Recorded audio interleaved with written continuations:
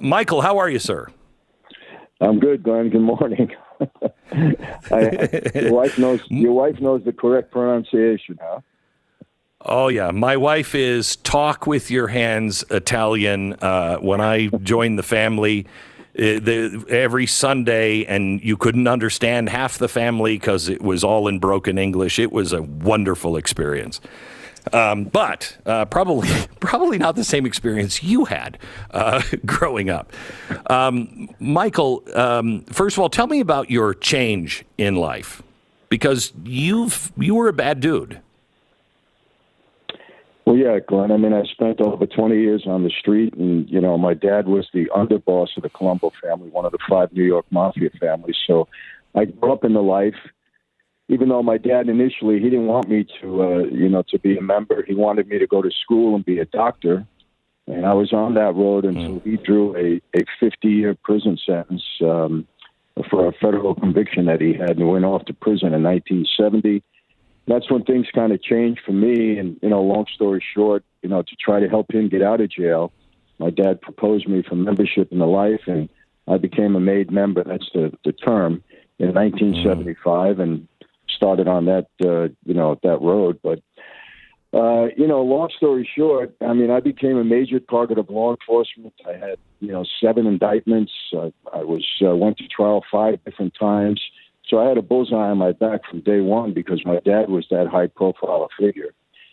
But, it all happened for me when I met a young girl who was, a young Christian girl. She's now my wife of 38 years. And I decided if I wanted this girl in my life, I didn't want her to put through what every other family goes through of every member of that life. And I had to make a decision whether to stay in or walk away. And obviously I chose her, and it was a life-changing experience. And that was, like I said, 38 years ago. And I ended up, doing 8 years in prison. I had a huge restitution for a plea that I took for a racketeering case. And life just changed, from that point. So it wasn't easy. It was a struggle, a challenge. A lot of people were upset with me, but, we made it through. Good for you. Good for you. All right, I want to talk to you about, now for some reason, Pat, who is filling in for Stu today, is really harping on, okay, we know about Italian mob families. Are there mob families, and he's just pulled out of the air, Irish for some reason. I don't know if you know any Irish mob families. Can you go ahead? Yeah, in New York, there was a crew there. They were called the Westies. And, I was familiar with them. We kind of worked with them at times. A fellow by the name of Jimmy Coonan, who's now doing life in prison, was one of the leaders, and I was fairly close with him. And obviously in Ohio, there was another group. Well, hang on just a second. I mean, you were talking about the Westies, and then I think you said the Coons, and that's W's and C's. Is there anybody in the B's? Like, I don't know,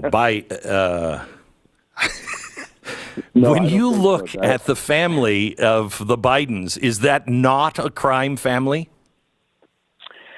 I got to tell you, Glenn, it's so hard for me to sit back and watch what's going on and wonder why this all hasn't been exposed, the right questions aren't asked. I'll give you an example. It's always follow the money. The money trail always leads to something. And just so you know my background, I was indicted and pled guilty to, it was a racketeering case, but the underlying act was I was defrauding the government out of tax on every gallon of gasoline. We devised a scheme. I ran it for 8 years where we were selling gasoline and just keeping the tax money. And I had 18 shell companies, 18 of them. They did nothing. They had no brick and mortar. They had no employees. They had no service. All we did was create a corporation so that we can open up a bank account. And the money that flowed in there was all illegal money. It was all tax money that we were taking from the government. There was no other purpose for the company. And that's exactly the same thing that the Bidens are doing. There's no brick and mortar. They provide no service. There's nothing but a bank account in order to collect money. It's been shown that there was, 100 and some odd suspicious activity reports from the banks, which is a dead giveaway that this money is bad money coming from someplace. And, I just hope it's exposed because, Glenn, listen, I was a bad guy. I took responsibility for what I did. I walked away from a life that I knew was no good. But to have a president in office that's doing these kind of things, that was elected, to provide for the welfare of the people and protect the country, and basically is treasonous in my view. And a lot of people share this view because I get around and people talk. It's just unheard of. I never heard of anything like that. I happen to agree with you on that. Let's just focus again on the shell corporations. Every one of his children and seemingly grandchildren, I think, except for one, has these shell corporations. And all of this money is going in, and they have never even been asked. But when you look at them, there is no reason that these shell corporations are getting money from Burisma, et cetera, et cetera. So why isn't that a bigger deal? Exactly. What does that tell you? I think every reporter in every news conference should be asking this question until it gives an answer. And there is no answer. That's why it cannot be answered. There is no answer because it's an obvious situation for me. And, this whole idea that, he's not collecting money directly. Well, so what? I didn't collect money directly either. But eventually it came to me. It's beyond my understanding why these questions are not being asked to him every single day. This is absolutely a crime. I mean, it's just, there's no question. When you have the RICO statute, as I understand it, it is even for the thinking of the crime, is it not? I mean, you don't actually have to, if you're selling the illusion, that's enough for the RICO statute to kick in, is it not? Absolutely. When you have a conspiracy, you can sit down and talk about, committing the crime, and the illusion would be something like that. You don't have to commit the crime. You just have to be talking about it. You just have to be using that or letting people think that you're going to provide that service, even if you don't.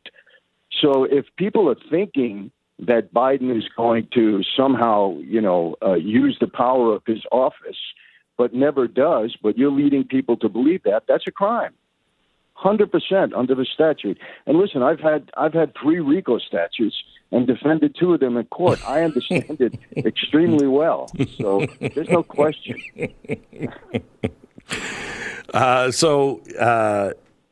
They would say that then that's just Hunter's crime. Dad didn't know anything about it. That's just Hunter's crime because you can't prove that Joe got any money whatsoever. How would you answer that? Well, let me ask you a question. I'll set up a scenario. Let's say I'm in a room and I'm having a meeting. I'll do something foreign from what we're talking about. We're in a room. I'm having a meeting with somebody that wants me to be an executive producer on a film that they're creating, right? And they're asking me, well, why should I make you executive producer? Can you help get this film done? And I start to talk, and then all of a sudden, hold a second, my father's on the phone. He's calling me. Hey, Dad, how you doing? Yeah. Oh, yeah. The weather's great out here. I'm just in a meeting talking with somebody. Yeah, Dad, I'll talk to you soon. I hang up the phone. They said, well, what does your father do? Well, he's the head of Universal Studios. Oh, okay. Let's continue our conversation. What does that mean right there? That means this guy now knows that I have the connection to get whatever I want done with you, so you're going to hire me. It's the same thing that's going on there. Biden doesn't have to say anything on the phone.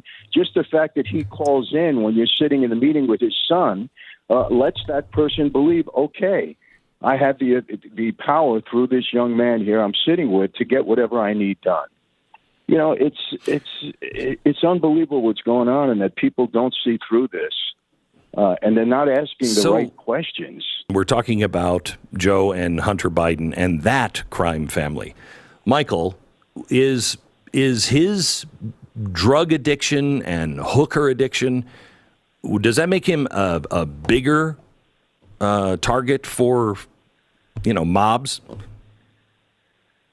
Well, Glenn, it doesn't matter. I mean, he's irrelevant. But if he's the way to get to his father, didn't matter that he had a drug addiction or whatever, because nobody's using him for anything. He's just the conduit to his father. And if he gives the illusion or he gives the reality, that he can get to his father and get things done that the other person wants, doesn't matter that because he's irrelevant, really. He's just a conduit to his dad. And look, my brother was a drug addict for 25 years, serious drug addict, but many people got to me through him because he was selling my ability to help somebody out for money. So, I mean, it's so obvious, Glenn. It really is. Hunter has no skill. There's nothing that he can provide. The whole thing with him being on the Burisma board for $83,000 a month, I mean, it's so obvious that he was just a conduit to his father. And, the reason that, in my opinion, the reason that Joe Biden always sticks up for his son, Hunter, is because Joe Biden is the one that's moving him all over the world to make these deals. So he can't go against him. In reality, if this was true, I mean, look, like I said, I have a brother, I have two sons. If I was in a position and these kids were going around and causing me havoc like this, I mean, I either lock him up or have him in a room or sit him down and saying, don't you dare go to any of these places and ruin my situation here or compromise me in any way. But he allowed him to do this for years, and not only him, but his brother, and who knows, maybe other family members. It's just so obvious, Glenn. It really is. It also makes it worse that he was traveling with his dad. You come off of Air Force One or Air Force Two, that is another signal that he's right in with his dad. There's no way his dad didn't know this.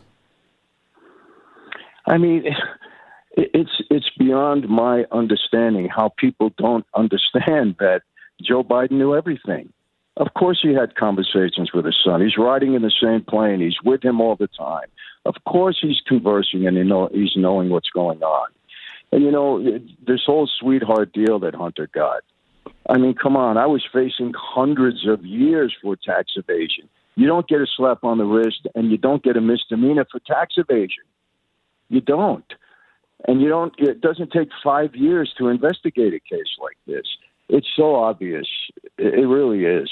And the fact that this man gets up there and he's so dishonest and lies about it, Joe Biden, it's terrible. It really is. We have to break here in about another minute and maybe a minute and a half. But you said you think he's a traitor to his country. I happen to believe that as well. What else would you call it when you're taking money from the Chinese and another country that we're now going to, possibly going to be in war with? There's nothing else to call it. It is what it is. It's obvious. You're taking money from the Chinese Communist Party. What are you taking it for? How could you be in bed with them, so to speak, and not be doing some devious business with them? It's so obvious and it's frightening. And I'll tell you, whether you're Republican or Democrat, there's a time when you say, "Hey, my country first." And if this guy's been doing this for years, how do we allow it to continue? And look, I was a Trump supporter, I'll be honest with you, but if Donald Trump was doing this, I'd say the same thing. It's country first. I would too. And you're hearing, I would too. Glenn, I was on the street for 20 years. I was not an angel, but I still love my country. I have 7 kids. I have 6 grandkids. I worry about what's going on here in the future for them. And I just don't understand why people are not getting together and saying this man is not, he shouldn't be in office, period. That's it.